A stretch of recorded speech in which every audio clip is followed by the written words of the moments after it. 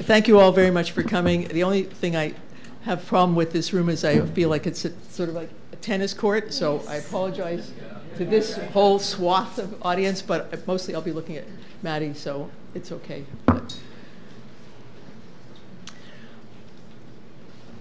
I'd like to ask you first about a job that you once had much earlier in your career, and it was writing biographies for elephants.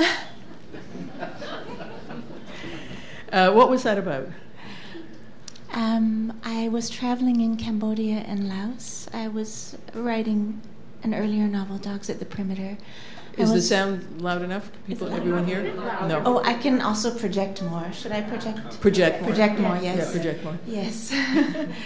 I was in Luang Prabang. I was riding a bus, and I was sitting beside a man who was reading, and we started talking, and he told me his favorite book was 100 Years of Solitude. He was Thai, and it turned out he was an elephant veterinarian working in a park for retired elephants. And he told me he'd been looking for a writer. There were forestry elephants. I mean, exactly, they were forestry. Were actually previously employed. Exactly, yeah. Exactly. And he told me he had been looking for a writer to write the biographies of the elephant and their mahout, because their mahout, their person stays with them usually for their whole working life. So there's a dual biography. So basically I got to live in the elephant conservation park and follow the mahout around and learn about the elephants. And how did you approach the assignment? I mean, did it stretch you in some way, or as an observer?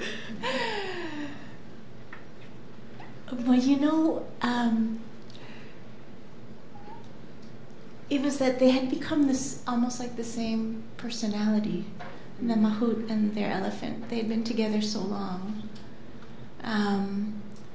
And the elephants were so particular about things that made them annoyed. And it was like almost I was cataloging what makes May annoyed and what makes this other elephant annoyed, and how they interact with each other and where they've traveled, what they did in their lives. It was really it did stretch me, yes. You said somewhere that you want to live about 1,000 lives. The great variety of characters in your fiction certainly attests to that desire. Where do you think it comes from in you?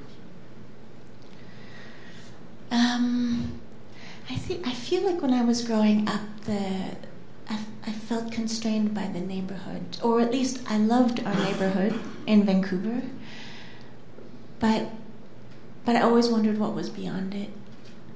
And it might come up in our conversation, but I was thinking this morning that we used to live in these apartment buildings that were quite big. They would stretch several blocks. So they were kind of like worlds within worlds in the city. And I was always fascinated by the repetition of the units and the mystery of the people who lived there. And I had this feeling that we were all kind of struggling with the same things or similar things, but we had no contact in a funny way. Contact with each other?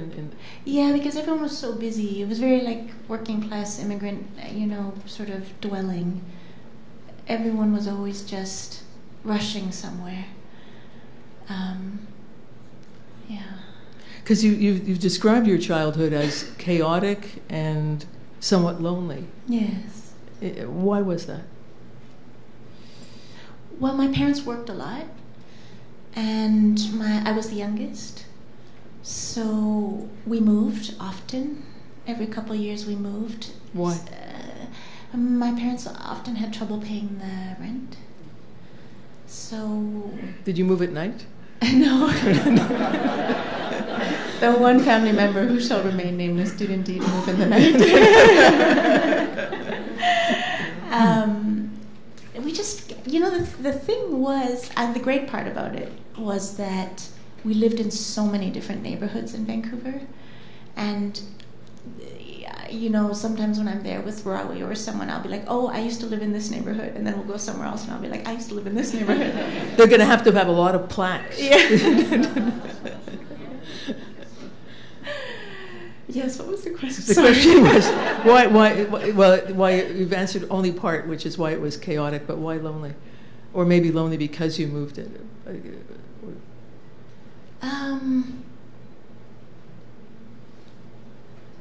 That's a good question. I think, I don't know, maybe like so many kids, you have this inner life that's kind of intense. You think about so many things, you observe so many things.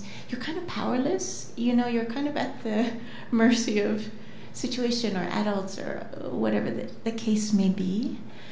And that strange feeling of childhood, of observing so much but having not as much agency as one would wish, and not having the language to convey what you're observing, while at the same time, in that common immigrant child way, you're kind of the translator for your parents as well. So you're always operating in these adult worlds, but because you have the language, but you don't have the full understanding. Yeah, it's a bit lonely.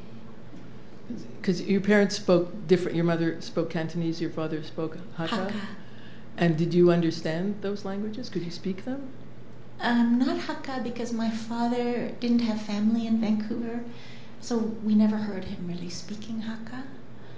And my mother had 3 sisters in Vancouver, so we often heard Cantonese, and we had Hong Kong satellite television, so we watched a lot of Kung Fu. I know a lot of weird things in Cantonese. Yes. And you're the youngest of 3? Yes. But you were the designated translator? Yes, because or interpreter, I guess you'd say. I was the one for whom English was the mother tongue from the beginning. My siblings apparently spoke Cantonese, Hakka, and Malay when they were small, but over the years they kind of didn't use it, and I guess it fell away. But I was the one for whom English was my magical skill. Because you were the first to be born in yes, Canada. And my Vancouver. sister taught me to read when I was 3. So I was reading at a very young age. Were you close with your siblings at all? Yes, but I felt like they had richer lives, fuller lives, and dreams. My brother was very much into track and field, soccer. My sister dreamt of being a ballet dancer, so their hours were quite full. And I did all those things, but really I just read books. Yeah. Yes, you said books were magical. What kinds of books did you read as a child? Everything. I would go down the fiction section, just alphabetical. I just wanted to read everything. How far? What letter did you get to? I feel like I got to S.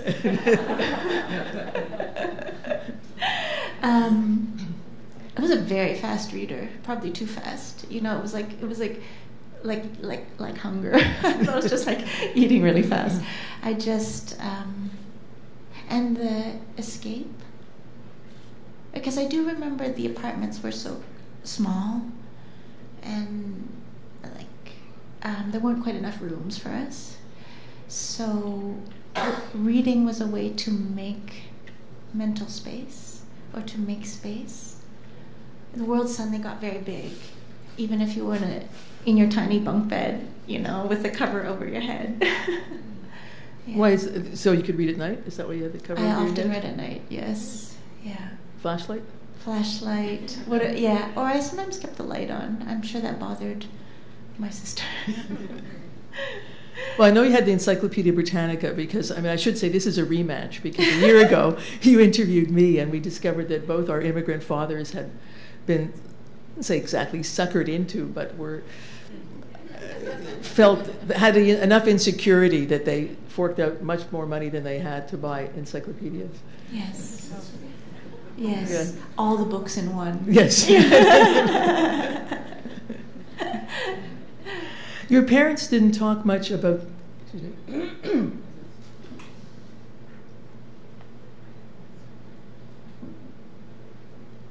Your parents didn't talk much about their early lives. Do you know why?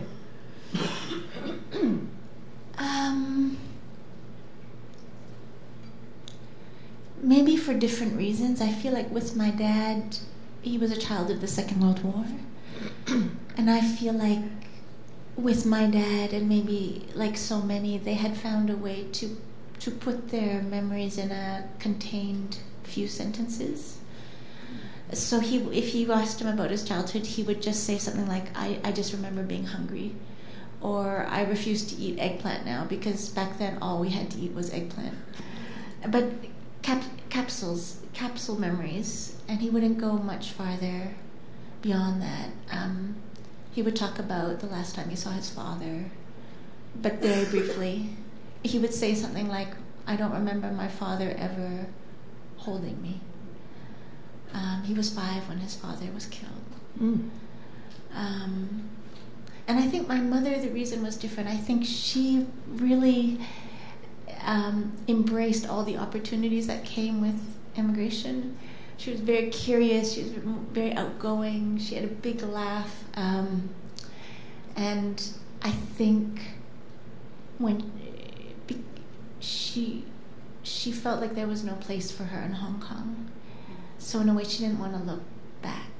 You could see how side by side there was some complicated ways about the way they remembered. Yeah. I don't normally ask this, but excuse me. But since you said it, did your father hug you? All the time. All the time. Yes, I was just filling out something where they were asking me what was my earliest reading memory. And I realized it was sitting on my father's lap while he read the Vancouver Sun every night. He would read it cover to, like all the sections cover to cover, and I would just sit there, and I just remember the sound of the pages turning. And it's like looking through a train window, like you're just seeing the world pass by. That's my earliest memory, is also knowing he was going to read it every night and he wasn't going to move. So if I just curled up in the chair, I'd have this wonderful nest for a good hour. So, I mean, I would like to go through all your books, but I think I probably should skip a little bit ahead. So, you traveled quite a bit through Southeast Asia in your 20s. Your first novel, Certainty, was set in Malaysia. Your next, Dogs at the Perimeter, in Cambodia, and at the time of the Khmer Rouge. And your last one, Do Not Say We Have Nothing, set in China. Mostly during the time of the Cultural Revolution.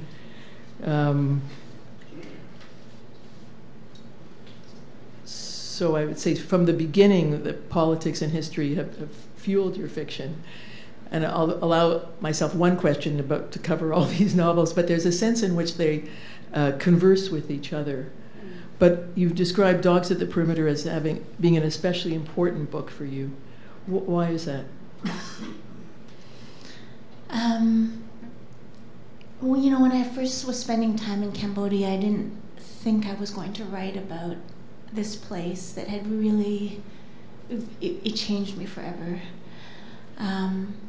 It was such a complex, many-layered place in which I felt I could recognize certain things of my parents, actually, and also maybe of my father and the war memories he didn't talk about. Which is interesting because Certainty was you described it as a daughter's book because you were in search of your father, set in Malaysia, which was previously been North Borneo. Yes, British North Borneo. Yeah, but I got it wrong. That's what I feel when I look at that book. There was something I was trying to understand, but I don't know that I had enough of a grasp of the history. I think it was a long learning curve.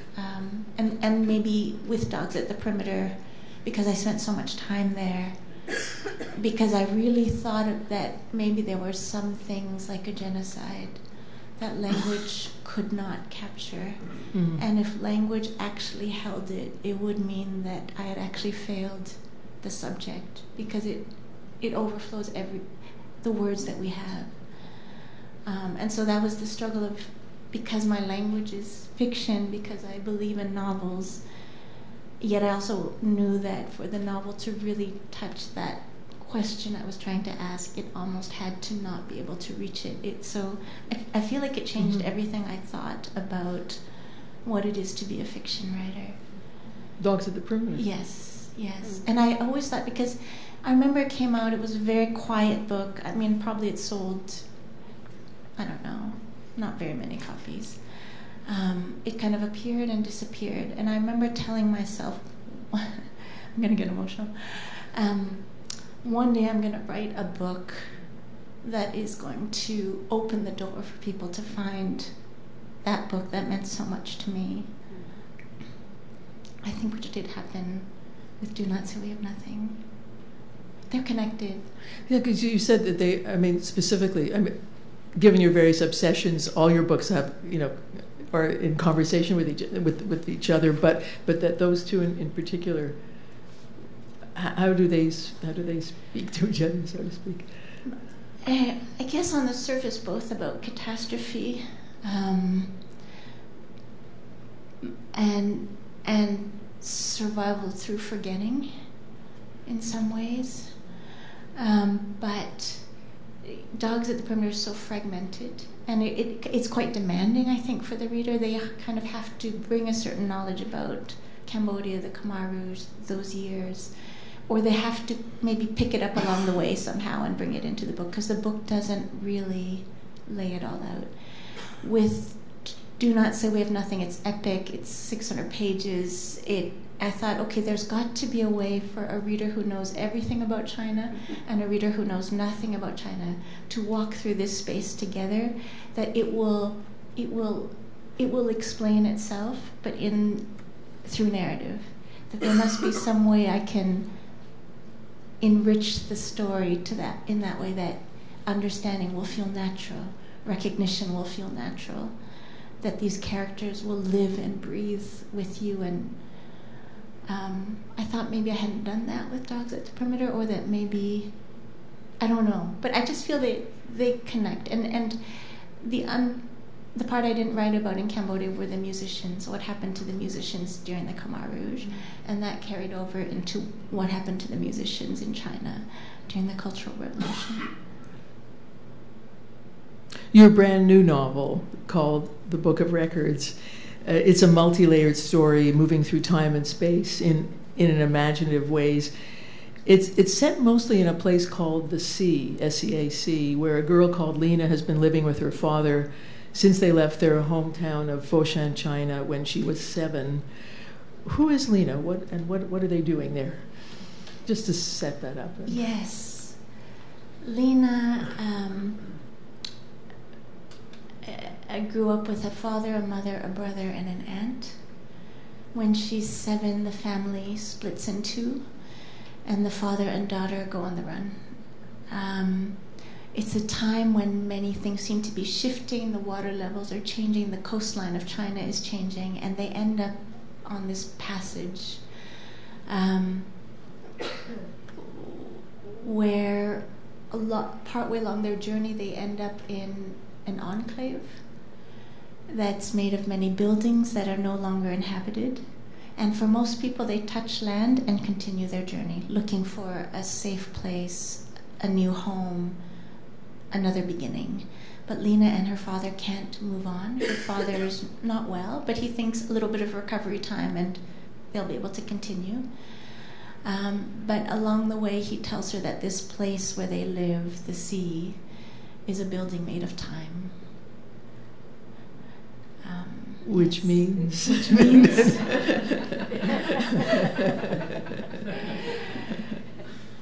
for her, it means that all the stories and people who cross through there belong to all times.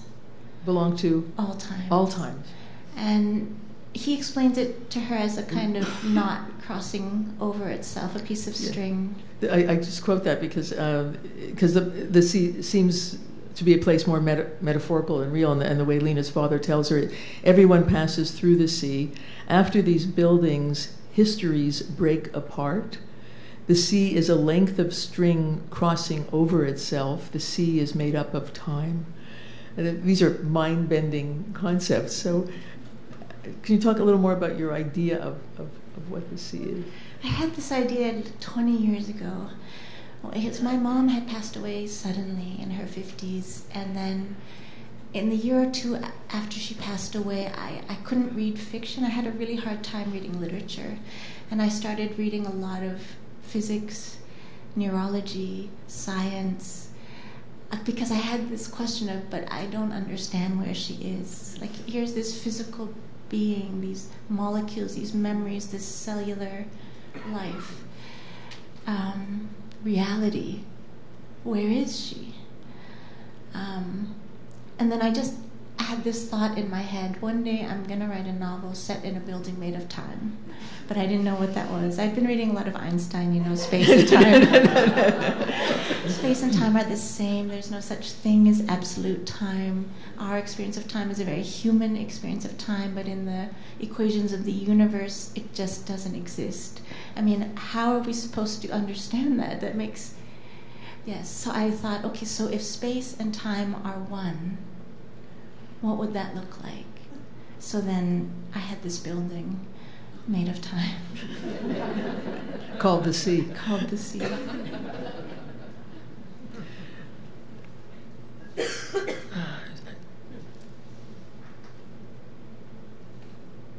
Just seeing if there's something else to quote specifically to that, but I guess first I should ask you, at one point I was going to ask, are you daunted to inhabit such thinkers as Hannah Arendt and Spinoza? We'll come to very shortly, but now I'd want to know, were you daunted reading Einstein? Do you know the thing about physics, and I also really love this physicist, Carlo Rovelli, who writes these beautiful books about time, the order of time, really had an incredible influence on me. His name is Carlo Rovelli. What was the question? Was just being daunted? Oh, you know the thing when immersing you read yourself physics, in physics and it's really great because there's you're reading it and you're like, I understand everything, and then you turn the page and you're like, I did not understand anything. It's such a wonderful. I love it. I just love it so much. Yes, but there are moments when it flashes as if it kind of you see it, and then it immediately dissolves. That's great. I was going to say easy for you to say, but the sea is not just the setting or framework for your story, but I mean there are numerous images of water in every part of the book, whether it's a bathtub or a barge or a ship on the ocean or constant rain or flooding. What's that about? How did this book become such a fluid novel in every sense of the word? Yeah, it's funny. I didn't. I guess it just happened. It's true. There are major waterways in it. That's true. Hannah is trying to leave Europe, trying to cross the Atlantic. Hannah Arendt, yes. And so she's on a ship. I mean, I can give you more examples if you want. But like Spinoza is on a barge. Yes. Yeah. So Dufu has hundreds of poems about being on the river. Right. He's always trying to get home. And you've talked about seeing an enormous wall-sized lighthouse map of China from 1894 in which land and sea are almost indistinguishable. Yes. So you weren't conscious of how watery everything was? Well, because I had named these buildings the sea, so it probably was always rippling through everything. And there's a line in an introduction to Spinoza where the writer Claire Carlyle writes that we are to God as waves on the ocean. And I kept thinking about, because it's so much of the novel is about timelessness, infinity, repetition, recurrence. The way when we look at the ocean, that movement, that ever-changing, infinite, unique, never to be repeated configuration, never to be repeated.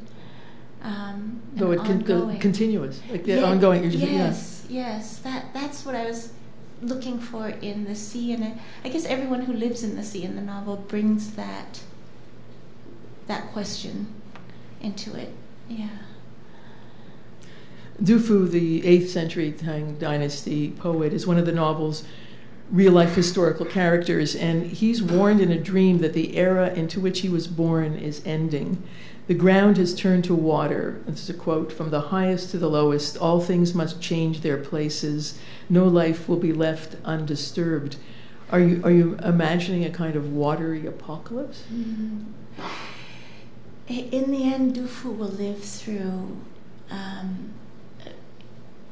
a devastating civil war in China that will take the lives of a third of the population and displace pretty much every single person.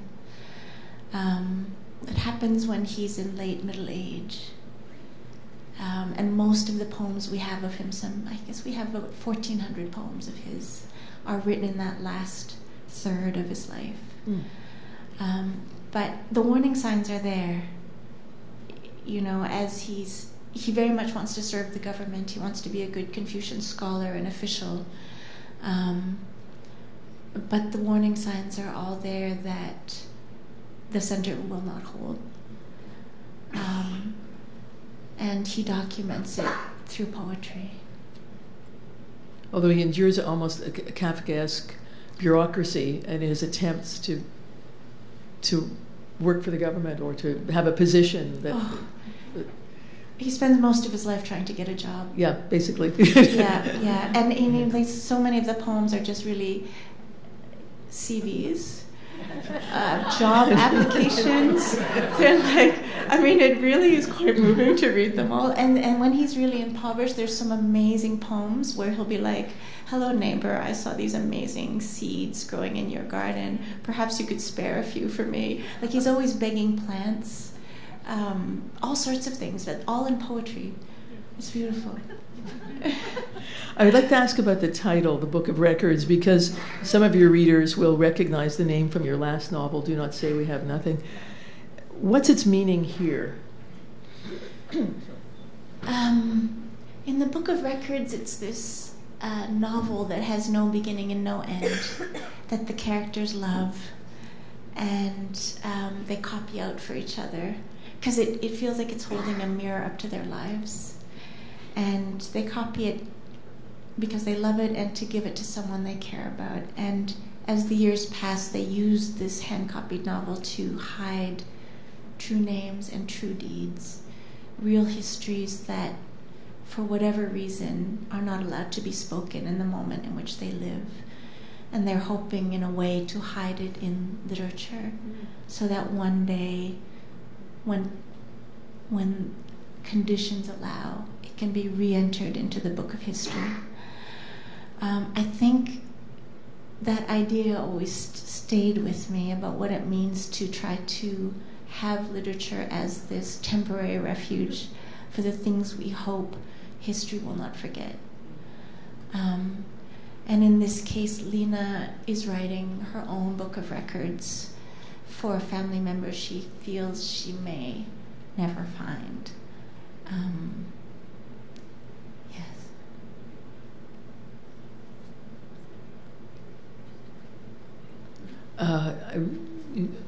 I was going to say, I was almost going to give that part away, but I won't.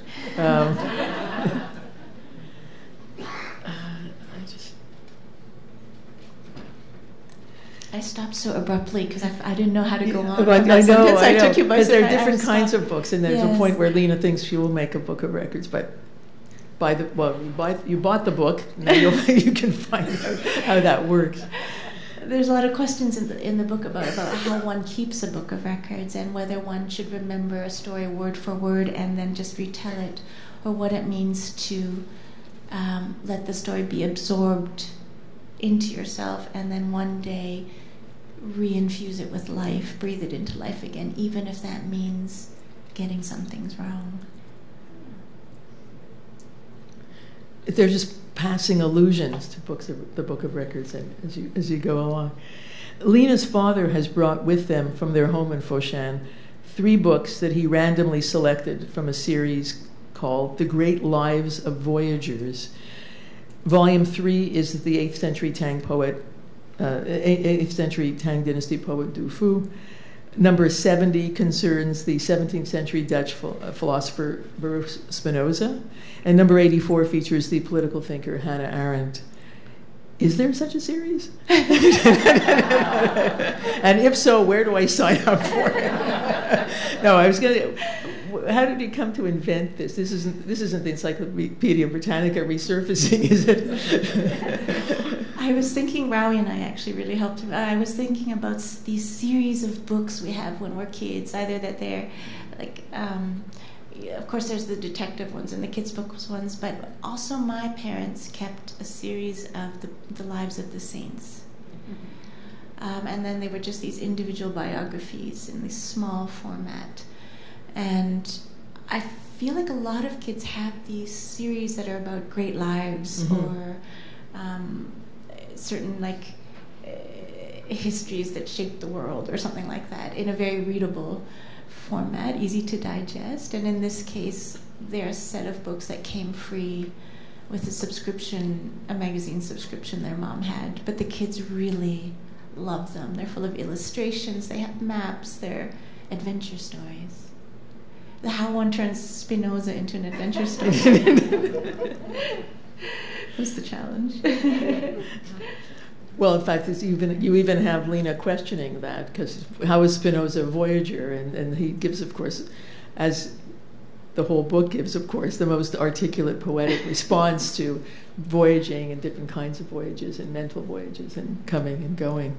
Yes. And Lena's father may have chosen these 3 volumes of the Great Lives of the Voyagers by accident almost, by which were less read, so that Lena might be less familiar with it, so they would stand by longer, because they could carry with them so little when they left. But why did you want to take us into the world of these 3 particular historical figures, Hannah Arendt, Baruch Spinoza, and Du Fu? It kind of, the book took 9 years, and at different times I thought what would happen in the sea was different, or I thought the lives that would populate Lena's mind might be other lives. Her father says he randomly plucked them off the shelf. He wanted ones that looked newer, that would withstand time, because their journey was going to be long.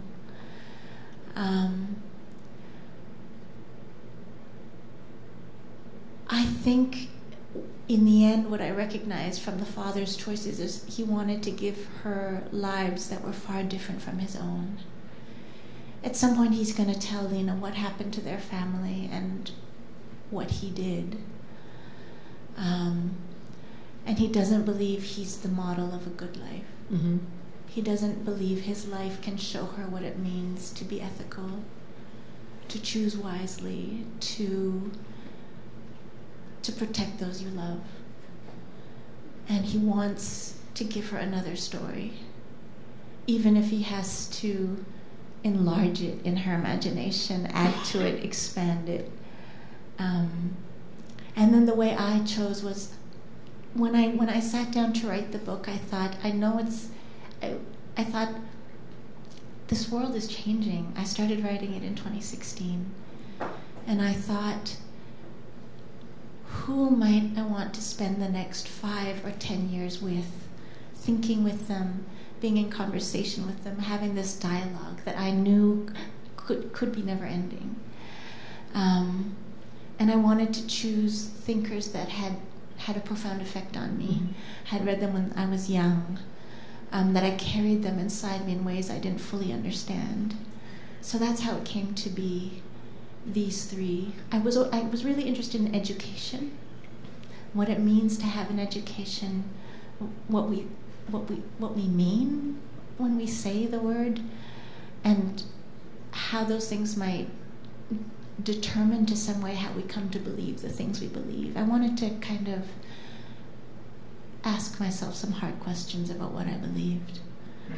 Because at one point, about, I guess, looking retrospectively, about 2/3 into the process, you referred to them as your family, and that they didn't care about you, but you didn't want to disappoint them. Right. Yes.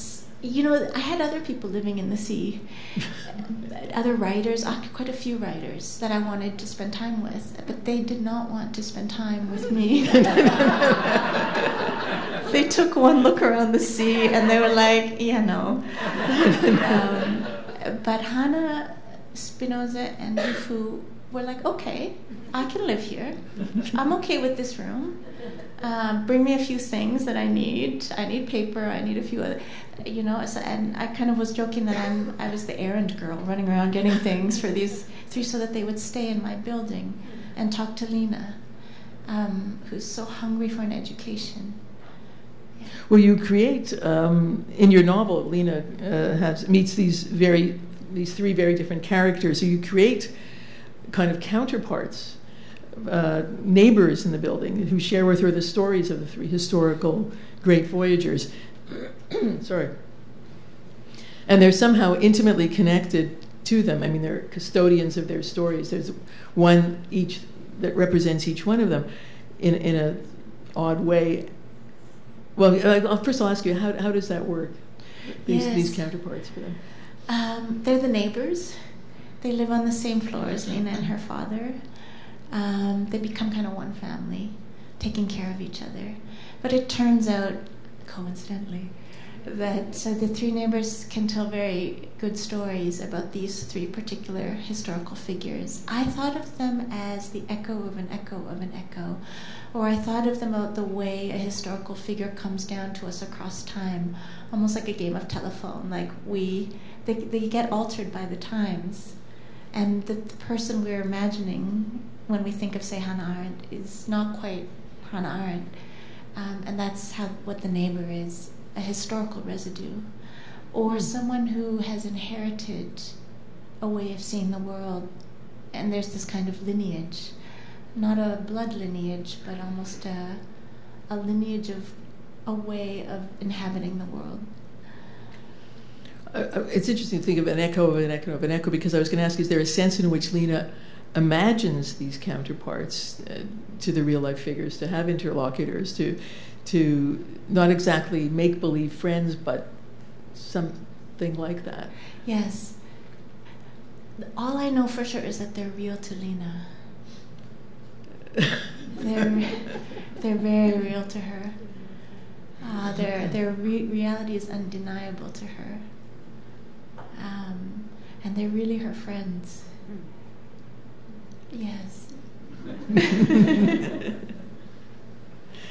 Your fictional imagining of the three biographical subjects, Hannah Arendt, Baruch Spinoza, and Dufu, focuses on periods of their lives that are not well documented deliberately, because it frees you up for your own invention. But you introduce us to Hannah Arendt as a young woman in Germany, then France, where she's incarcerated, then escaping from the Nazis through Spain and Portugal, and finally a ship that will take her to the United States, the last watery voyage. I wonder if you could read, did you mark yours, or I marked this? Whichever is easier. If you could read from your novel. This is when we first meet Hannah Arendt I can't call her Hannah, I have to call her Hannah Arendt. You're on more familiar terms. And just to note that the subject of Arendt's manuscript, Rahel Wernhagen, was an early 19th century Jewish writer who knew everyone and hosted a salon. Yes. We've met her earlier with Heidegger, but I think this is, yes. You're right. After this. You're right. This is after that. Okay. Hannah Arendt was in her good friend Lotte Sempel's Paris apartment, smoking in the bath. Exhaling, feeling blissful, she accidentally dropped her cigarette into the water. Hilarious. She splashed around trying to grab it. The typewritten pages of her manuscript were balanced on the rim of the tub. In one clumsy movement, she swept them into the water. The water seemed to gulp 3 times, plop, plop, plop, and swallow them. Impressively, she had managed to grab the fallen cigarette, but when her right hand reached for the manuscript, it knocked over the glass of wine. Instinctively, she dropped the pages in order to catch the glass. Howling now, she climbed out of the tub, clutching both glass and cigarette, but no manuscript. The wine was turning the water a murderous red. She pulled the plug and salvaged what pages she could. 10 years. She had worked patiently, arduously on this biography of Rahel Varnhagen. Now here it was, her only copy. Bits of it were stuck to her legs. She carried Rahel to Lotta's living room, knowing she could not be saved. Stunned, unable to fathom what had just occurred, Hannah dressed and fled the apartment. At their meeting place, Walter Benjamin looked frantic, yet still, like the horse of a carousel leaping in circles. Late, late, very late, Benji said, pushing her through the tall doors. The auditorium was packed, and they had to sit apart. Giants sat in front of her. All she could make out was the right arm of the speaker, Alexandre Kojève, who moved as if he were continuously tapping a child on the head. This awful day was the perfect time to hear a lecture about that goon, Hegel. She tried to relish it. Kojève was thrilling in an egomaniacal sort of way, but other worries kept interfering. Rahel, clumped on the floor of Lotta's apartment, molding. She had imagined an intimacy with Rahel Varnhagen, a kind of solidarity or even friendship that could exist despite the century that separated their births. She had dared to narrate Rahel's dreams, but even copying out a clean manuscript would be impossible. The pages would have to be trashed before they started to smell. After 4 hours, everyone rose and walked stiffly out of the lecture hall. Benji, who couldn't wait to start insulting Hegel, was no longer upset by her lateness. Hannah was in the middle of reenacting the bathtub farce when they ran into a friend of Benji's. The man, dressed in a suit, carried an umbrella, even though it hadn't rained in weeks. He had a jaunty pipe, terrifically handsome, terrifically cocky, lovely eyes, a Berliner it turned out. The pipe smoker curved towards her. He said to forgive his handsome appearance, but he was in disguise. As what? I'm a communist, impersonating a monsieur. Well done. You're a natural. He assessed her with interest. And you? I'm a loudmouth.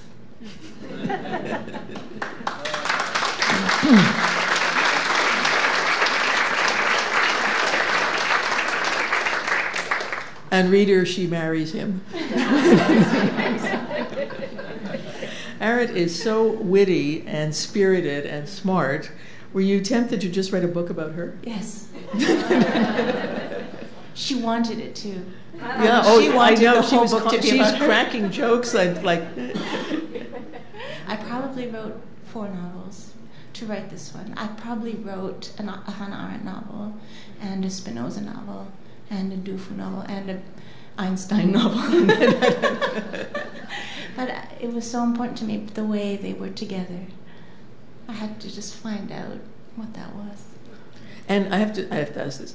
Benji? Walter Benjamin was Benji? Did she really call him Benji? She really called him Benji, and he always signed his letters to her, your old Benji. It's not even German. You've said that, and I'm very interested in this as well, but you've said that you're interested in what in Hannah Arendt's writings, I mean, both her books and her voluminous correspondence, what they show us about the act of thinking. How does that work? It feels like it was her, it's the core of what she always comes back to, what it means to have a dialogue with the self, and that it's not a dialogue simply to know oneself, but because she begins to believe that that dialogue with self is fundamental to an ethics.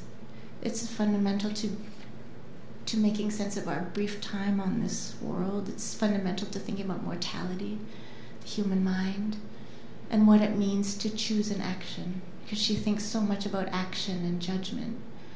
And she thinks that without this private dialogue, this one that is only between myself and myself, without that freedom,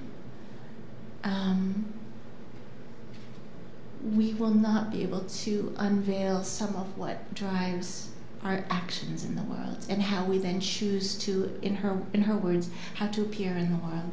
For her, appearance, to be in the world is to make an intervention into it, insert oneself into the world, make a change. Every time we insert ourselves into the world, something shifts, and that can be for good or for ill. So yes, she was a wonderful person to think with. And I find that with her writing, I always sense that she really is speaking to the reader. She really is in dialogue. She really is, she shows her method. She shows the thinking process. It doesn't always feel to me like argument. It's an unveiling of the act of thinking. And is it something you trained yourself to do in conversation with her in some way, or?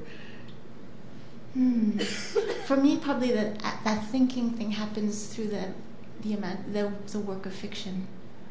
I could never write in the way that she writes, or think she read Immanuel Kant when she was 14. But did she understand it?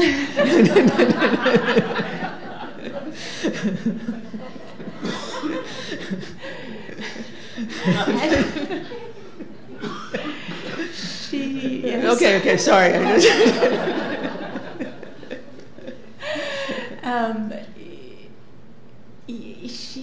What am I saying? You were saying that you approached this engagement with ideas and ethics through fiction, and that she did it through. Yes, I have to think that way. Yeah. And I really enjoyed writing about her because her sardonic humor and her wit and her. She's kind of brutal too, as people who know will know her. She can be very brutal. Is not my. We're so different, I hope. But I really enjoyed living in her voice. Yeah. In her musings, and you have her musing throughout the novel. She herself often returns to the ideas of the 17th century Dutch philosopher Baruch Spinoza, among others, and we meet Spinoza in your novel when he's 21, as he buries his recently deceased father. You take us through his development and the evolution of his thought as he breaks away or is broken from the Jewish community in Amsterdam, but also becomes an expert maker of lenses.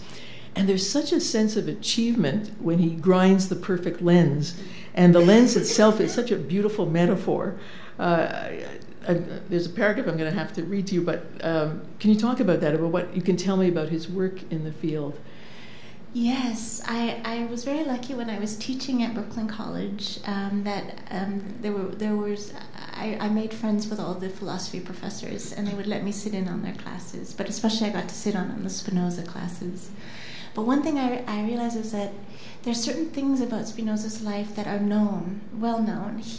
For a living, he ground lenses. He made telescope lenses and maybe even spectacle lenses, microscope lenses. And he was apparently very, very good at it. But how he learned to do this is just not well known. And as the more research I did into it, the more I realized it is not something you can just pick up. You really need to be taught. It's incredibly detailed, difficult, physical, very physical work because it's a lathe and you're grinding on this. Yes, and there's so many varieties of sand. It's really, really, really fascinating.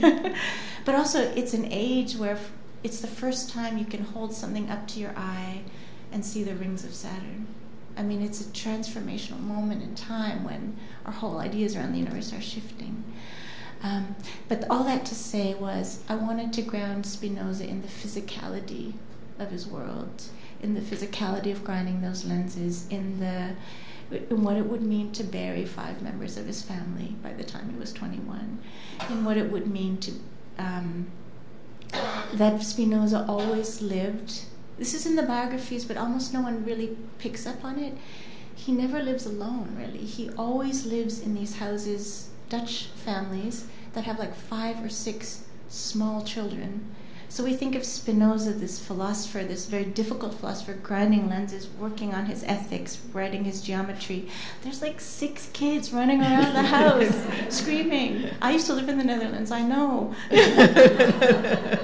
And I thought, how fascinating. He wanted to be surrounded. We think of him as a loner, but in fact, he was always living with families. And so I pulled up these kinds of things to bring him to life. But I have to read this paragraph because it's this whole big book of beautiful writing, but this is Spinoza, and he's working on a lens for a telescope, and he says, hours curled around him as if surrounding him in a parabolic form. What were minutes to him now but the slow curvature of this circle of glass, the working out of a question of form which must be a kind of essence, so that the final curve would contain inside itself the whole history of its polishing. Every detail foretells the future, so the afternoon vanished. It's a description really of the ethics, but put into, of his book, The Ethics, but grounded in the lens. You put it, because the every detail foretells the future is in italics, so is that... It's something that Sonia tells him, I think earlier. I think it's a quote of another character. Yes. But it is sort of what he's working out in his philosophy. He believes that in the consequences of consequences of consequences, that only God or nature can see it all. And for God or nature, it's all one thing, one present, actually, one moment. And in that way, we may not have the free will as we think of it. He thinks we're free in other ways. But he does think we're all the consequences of consequences of consequences, just as that lens is a record of its entire history. It's just beautiful. You read this book and you just keep stopping and going back, and I've got to read this paragraph again. Friendship is a theme of the novel, and not only in the relationship that...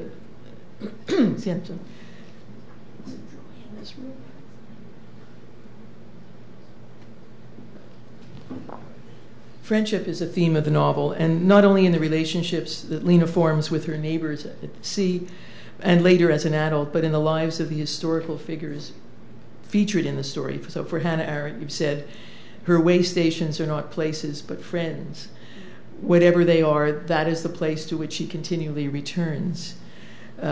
Similarly, for the poet Du Fu, as you've written, his 1,400 poems dwell on his visits to friends, drinking, carousing, grieving, giving shelter to one another, providing food and necessities.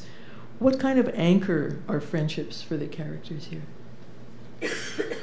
It's so interesting. It was interesting writing about them together because certain things arose only because in my head they were together. And one of those was this question of friendship as the homeland.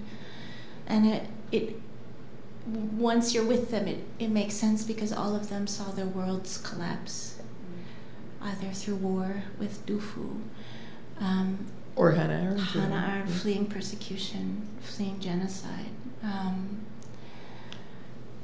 and Spinoza really having to leave his community because he was excommunicated.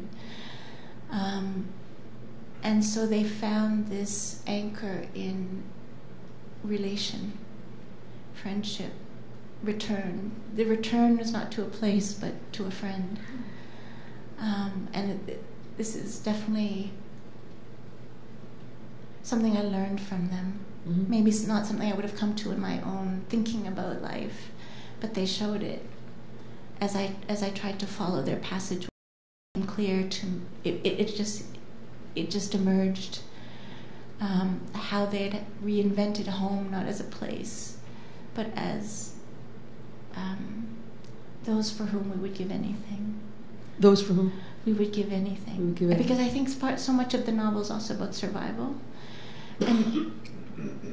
And in a way, what also emerged when I was writing about all three is that not one of them would have survived without countless people who stepped in to save them at different points, often strangers. Someone makes a choice, are you going to let Hannah Arendt cross this border or not? Are you going to, knowing that this visa is not correct, that she's carrying, are you going to let it go or are you going to turn her back? But there's dozens of those kinds of encounters in the novel. Some of the people are nameless, some of them are her friends, but all of them only survive because someone else made a choice.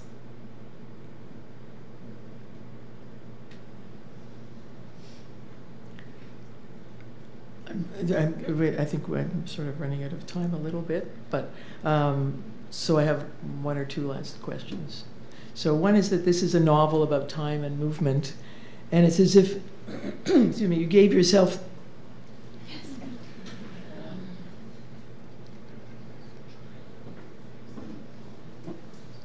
As if you gave, sorry. Normally, if I were in a radio studio, I would mute myself as I was horking and hawking, but there's no way to do that. It's as if you gave yourself the task of creating a language that not only portrays that time and movement, but tries to embody it in your sentences. Am I getting warmer? You're the best reader anyone could have. But is that part of what you're doing, or how you do? I think so. I'm so really interested in what makes an idea come alive. What makes it like? It might be all those years of writing about music, and the years I studied dance. I really want language to do something that doesn't see. Like, I just want it to be real, and so all those ideas need to be embodied, or you feel like you could reach out, and I don't know how to describe it. But I was excited to write a novel in which ideas could be living things, live and alive in people, alive in the choices a person might make, alive in the way they choose to tell a story, or alive in the way that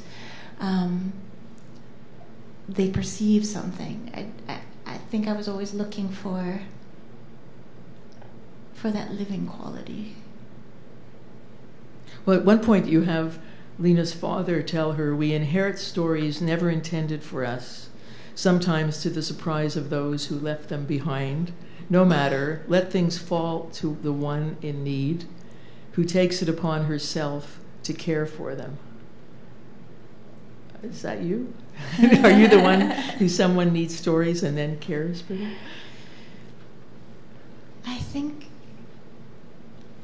like, I think when I was writing it, I felt like I am the last person someone would go to explain Spinoza to them. Like, there's people who are it seemed to be the inheritors of that tradition or that philosophy or that canon. Same with Hannah. And I thought, and yet I feel like I'm an inheritor.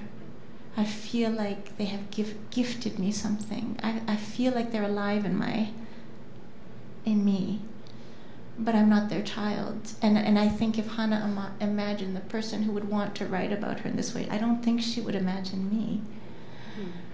And yet, here I am, you know? And so I felt like